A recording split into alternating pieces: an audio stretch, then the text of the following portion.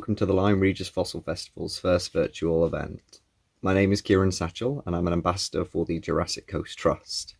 I'm an aspiring paleontologist and passionate science communicator, and I thoroughly enjoy sharing the information about our prehistoric past of Dorset with audiences from around the world.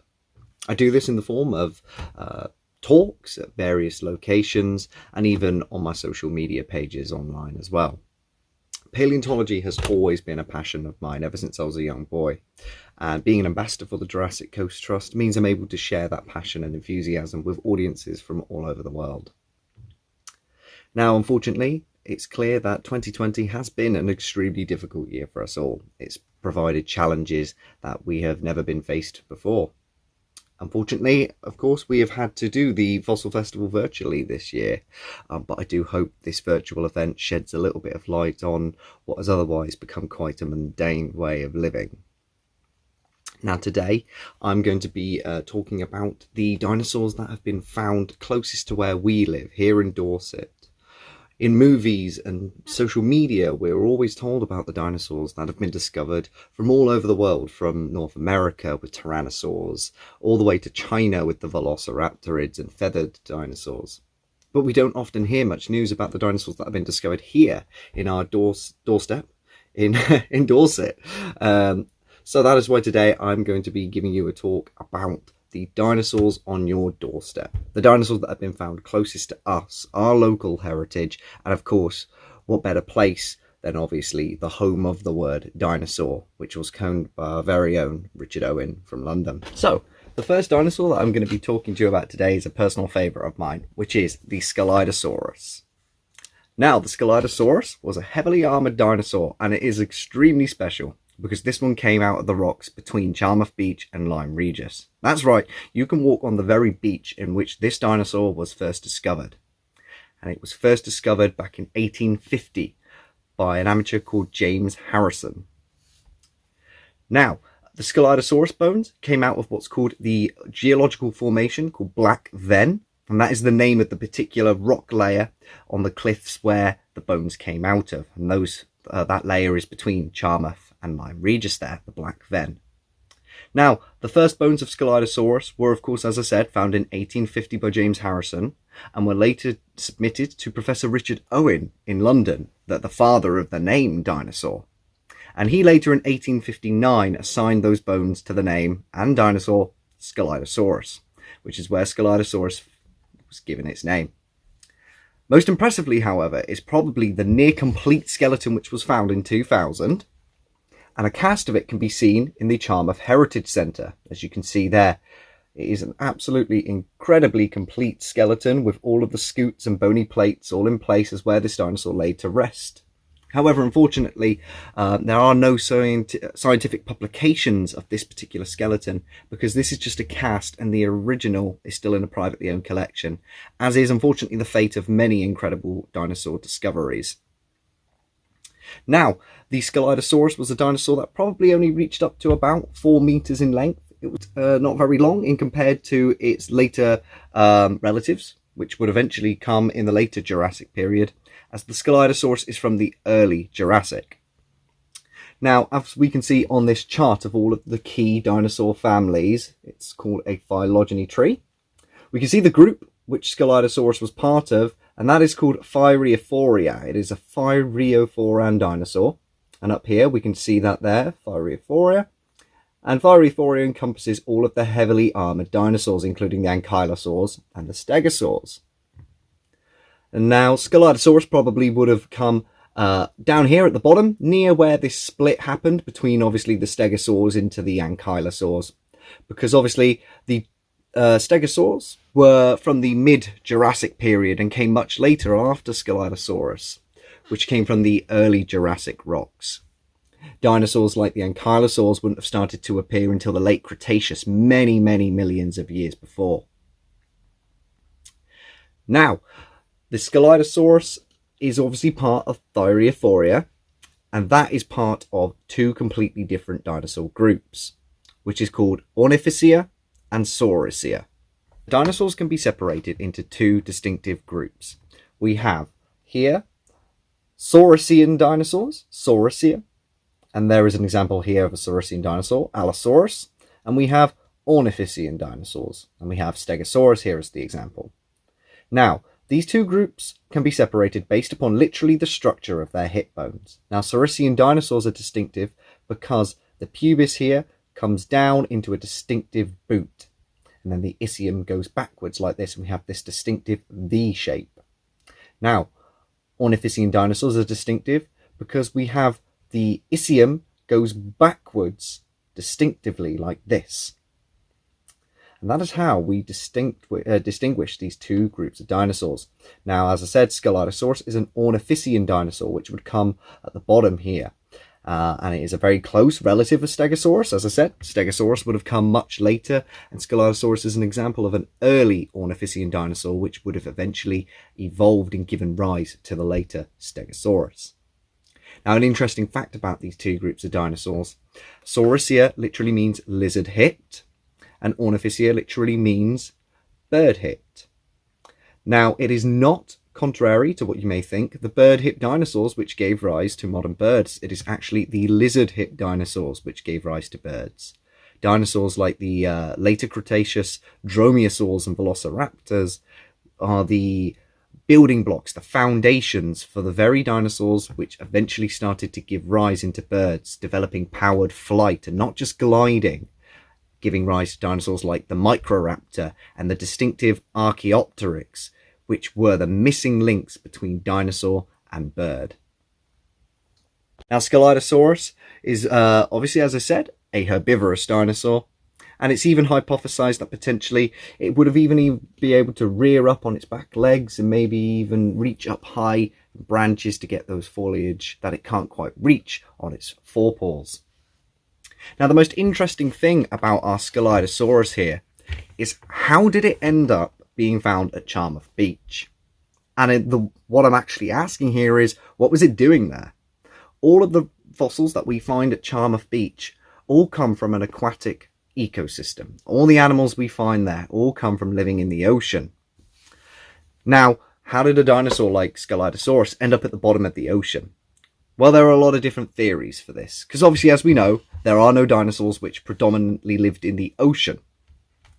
Some hypotheses have been that a herd of these dinosaurs may have been caught in a flash flood and maybe swept into the ocean, or maybe even this particular area of Charmouth Beach in the early Jurassic was separated up into small little islands, and maybe these dinosaurs were trying to commute between these islands and potentially drowned out at sea in harsh weather conditions. So, next time anybody tries to brag about their favourite dinosaur which came from North America, like the Tyrannosaurus or maybe even the Allosaurus, give a thought to our very own Skeletosaurus, a dinosaur that was found here on your doorstep at Charmouth Beach. It's not very often you can say that you have been to the very location in which a particular dinosaur had been found. It's very unlikely that people from North America are able to say they went to the very location which a Tyrannosaurus Rex was found. So that is why Skeletosaurus is very special to me, is that I can visit the very site in which this dinosaur came from. Now, the next dinosaur I'm going to be talking to you about is a pretty cool one. It is a theropod dinosaur called Metriocanthosaurus. Now, this model that I've got here isn't specifically meant to be what Metriocanthosaurus looked like, but it looked very similar to this, or at least we think it did from the remains that we have. Now, not an awful lot is known about Metriocanthosaurus because we don't actually have an awful lot of remains from it. So we have to use remains from similar dinosaurs to base our hypotheses on what it may have looked like on. Now, what I have here is obviously a model of an allosaurid dinosaur, which is potentially what Metriocanthosaurus may have looked like. It was a theropod dinosaur which hunted obviously on two legs and had two large arms with claws and armed with teeth as well. Now, the Metriocanthosaurus was discovered in the Oxford Clay Formation near Jordan's Cliff in the Dorset town of Weymouth, which I have an image here of. You can see obviously Portland Harbour and Chesil Beach going off in the distance there. Now, the first bones of Metriocanthosaurus were first written about in 1923 by a German paleontologist called Frederick von Huene. And Frederick thought that these bones just belonged to Megalosaurus, which is another British theropod dinosaur.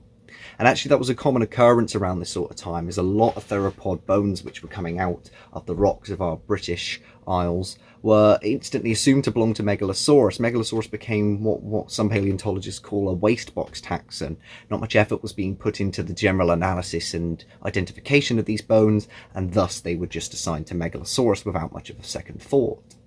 However, it wasn't until 1932 that a reanalysis was conducted by Frederick and decided that actually it belonged to a new name called our Altispinax. Now later on, in 1964, scientist Alec Walker decided that these fossils were much too different from that of Altispinax and decided that actually it warranted its own name, which then became Metriocanthosaurus. Now, the name Metriocanthosaurus literally translates as moderate spine. And what that basically refers to is the neural spine process on the vertebra, this tall thick part that comes up there. And that is what warranted the name. However, interestingly enough, the neural spine doesn't really differ that much from other theropod dinosaurs of its kind. Yes, it is a little bit, the neural spine is on average a little bit taller than that of other theropod dinosaurs like Allosaurus, but in terms of other British dinosaurs like Megalosaurus, it doesn't really differ all that greatly. Now, based upon what limited remains we do have of Metriocanthosaurus, scientists hypothesized that it would have been a medium-sized predator of about this sort of size there. Estimates have come from about 6 meters to maybe 8 meters in length. In comparison with, North American cousins like Allosaurus, it wasn't quite as big.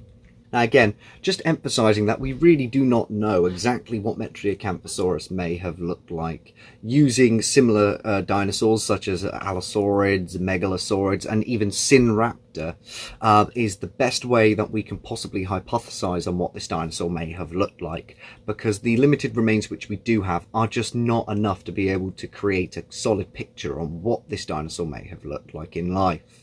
We don't have any skull remains from Metriocanthosaurus, so it's very difficult to be able to determine what even the head of this animal may have looked like. But again, this gives you a general idea on the rough appearance of the dinosaur that we are talking about here.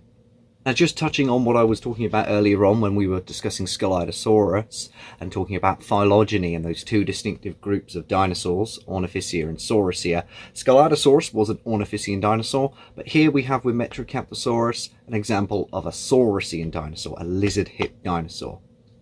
So, of course, Metriocanthosaurus would have had that distinctive V-shaped hip bone there with the ischium and the pubis, which go down in that sort of formation like that. Now, the next dinosaur that I'm going to be talking to you about today is a very special one indeed. It's potentially the first example of a Velociraptorida dromaeosaur dinosaur from the UK. And that is called Nutetis.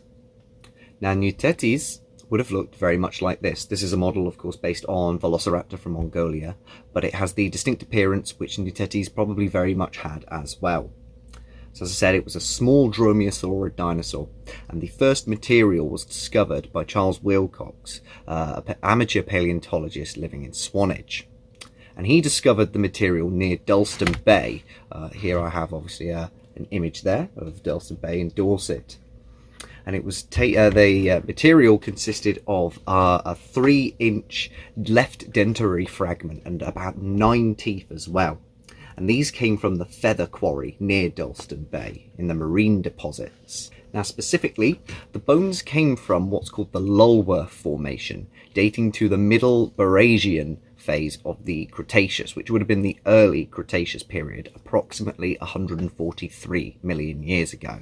And this material, which was found, was actually originally thought to be lost until they were rediscovered in the Dorset County Museum. Now, like many dinosaur discoveries, Nutetis went by various other names until it was finally concluded and settled on the name Nutetis. In fact, the full name is Nutetis destructor, which was named by, again, Professor Richard Owen from London in 1854.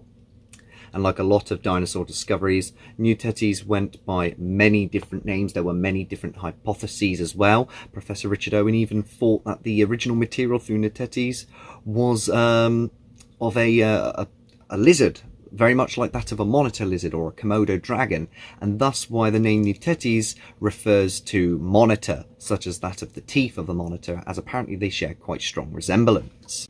Now, eventually, Richard Owen changed his mind and concluded on the fact that the material for Nutetis probably belonged to a crocodilian. But it wasn't until 1888 that Richard Ledecker believed that it actually belonged to a dinosaur. And then when we get to 1934, we run into the similar scenario I told you about earlier on, where William Edgar Swinton believed that the bones of Nutetis belonged to a juvenile Megalosaurus. And again, as I said to you earlier on, that was a very common occurrence for British theropod dinosaurs in the UK. A lot of bones were thought to have belonged to Megalosaurus, and thus Megalosaurus became the wastebot taxon. A lot of scientists found their bones and assumed they belonged to Megalosaurus and never gave it a second thought.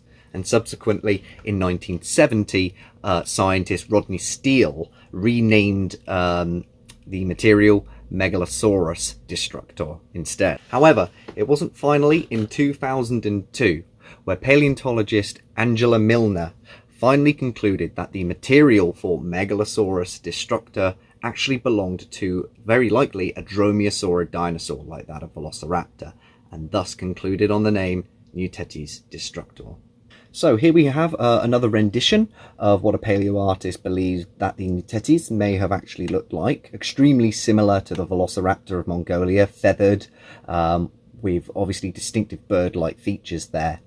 Of course, it's very difficult for us to base our estimates of size off anything except the teeth, which is what we have. Considering the teeth were believed to have been from a sub-adult, as stated by paleontologist Angela Milner in 2002, we only have estimates of an animal that could potentially have reached up to 2 meters. Of course, that is the only information that we have to go by to base our estimations of size on. Now, that pretty much concludes my short talk on dinosaurs on your doorstep. I do hope you've learned a little bit more about the dinosaurs which have been discovered most closely to us here in Dorset, and potentially you maybe even learned something that you didn't know before. Now, of course, there are plenty of other things to know. There are plenty of other dinosaur discoveries and evidence of dinosaurs that have been found here in Dorset. For example, like Keats Quarry, a National Trust-owned site where sauropod footprints can be seen. Now, I would have loved to have covered it all in this video, but unfortunately I am out of time. So, I do hope during these difficult times you will take care of yourself and that you enjoy the rest of what this virtual fossil festival event has to offer. My name is Kieran Satchell, again, an ambassador for the Jurassic Coast Trust, and if you're interested in following me on any of my social media, you can follow on the link below. Not directly a link, but I've got the name here for my Facebook, my Instagram, and my Twitter.